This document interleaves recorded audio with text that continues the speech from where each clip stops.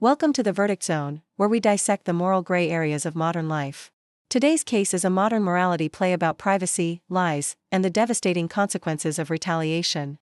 We're calling it the Revelation Retaliation. Imagine this: you've been with someone for 5 years. You get down on one knee, ready to propose, to commit your life to them.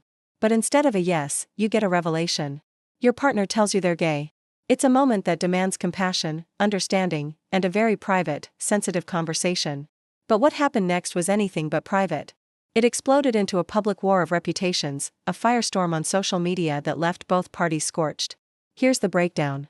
Our subject, let's call him Mark, was publicly accused of infidelity by his now ex-partner, let's call her Sarah.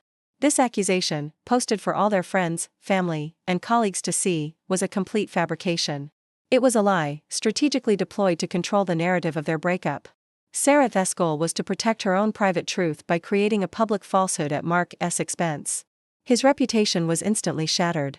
He was branded a cheater, a betrayer. The social fallout was immediate and brutal. Facing this assault on his character, Mark retaliated. He went into that same public forum, that same social media thread, and revealed Sarah's truth. The real reason for their breakup was that she had come out to him as gay. This creates a devastating chain reaction of harm. It starts with Sarah's lie, which causes significant public reputation damage to Mark. This leads to his counterattack, which exposes Sarah's private identity. This exposure, in turn, puts Sarah at potential risk, socially, professionally, and perhaps even physically. And all of this is wrapped in Mark's justification: he was simply defending himself. He was fighting fire with fire. Over the next several minutes, we're going to unpack the profound ethical layers of this situation. This isn't just about who was right and who was wrong. It's about the very nature of truth, privacy, and self-defense in our hyper-connected world. First, let's analyze Sarah's initial action. Was it ever justifiable to weaponize a public lie, to slander someone you once loved, just to protect a personal secret? She inflicted real, tangible harm on Mark. He faced social ostracism, emotional distress, and the Herculean task of trying to disprove a negative in the court of public opinion. Think about the implications. Once a label like cheater is out there, it sticks. It colors how everyone sees you.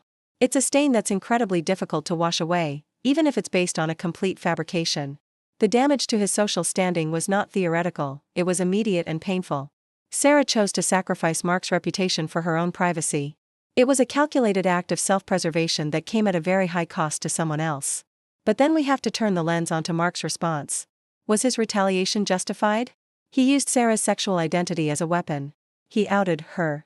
This is a term that carries immense ethical weight. Outing someone means revealing their sexual orientation or gender identity without their consent.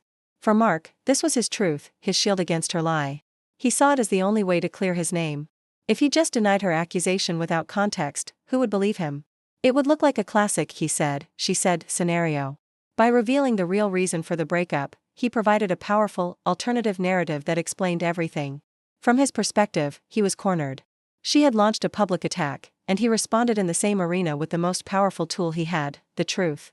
He was fighting for his own reputation, for his own social survival. He felt he had no other choice but to correct the record with the full story. However, the act of outing someone carries unique and potentially severe risks. Our world, as much as it has progressed, is not universally safe or accepting for LGBTQ+ individuals. Revealing someone's sexuality can expose them to discrimination, harassment, rejection from family or friends, and even violence. It's a deeply personal piece of information, and the decision of when, how, and to whom to reveal it belongs solely to the individual. Mark's action, while perhaps understandable as a defensive move, took that choice away from Sarah forever. He may have seen it as simply stating a fact to clear his name, but in doing so, he potentially threw her into a situation of real-world danger. The harm he experienced, damage to his reputation, is fundamentally different from the harm he inflicted, which was the violation of her privacy and the potential exposure to bigotry and discrimination. This is the core of the dilemma. We are weighing two competing harms. On one side, you have the damage of a false public label, the slow social poison of being known for something you didn't do. On the other side, you have the potential danger and profound violation of having your core identity revealed to the world against your will. Can we even compare these two things? Is one objectively worse than the other? Sarah's lie was malicious and destructive. Mark's response was a violation of a deeply personal truth. She fired the first shot in this public war, but did the nature of his counterattack cross a moral line that she didn't? This is where digital ethics and personal responsibility collide in a spectacular crash.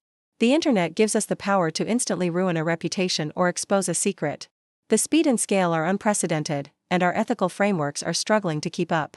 This case forces us to confront a critical question: when someone uses a public lie to destroy your reputation, does that give you the right to use their deeply personal truth as your shield? Even if revealing that truth could cause them a completely different, and potentially more dangerous, kind of harm? Is it self-defense, or is it a disproportionate escalation? There's no easy answer here. Some would argue for the principle of an eye for an eye. She made it public, so he had the right to respond publicly. They'd say she forfeited her right to privacy the moment she decided to publicly lie about him. He was just leveling the playing field. He didn't create the conflict, he just finished it using the truth, which is always a better weapon than a lie. Others would argue that two wrongs don't make a right. They would say that outing someone is a unique form of violation that should almost never be justified, regardless of the provocation. They'd argue that Mark should have found another way. Perhaps legal action for defamation, or a more carefully worded public denial, or even just accepting the short-term reputational hit and trusting that the truth would eventually come out among those who mattered. They would say that his action, while born of desperation, perpetuated a cycle of harm and used a vulnerable aspect of someone's identity as collateral damage in a personal dispute. This perspective prioritizes the protection of an individual's private identity above the defense of a public reputation. This is the new frontier of modern conflict, where personal battles are fought in the public square for everyone to see and judge. Navigating these public and private wars requires a new level of ethical consideration. If you believe in dissecting the complex ethics of reputation, privacy, and retaliation in our digital age, then you need to be part of this deliberation. Subscribe and hit that notification bell for the verdict zone. We don't just report on the conflicts, we provide the forum for you to make the judgment in the court of public opinion. Understand the stakes. Subscribe now. Thanks for watching.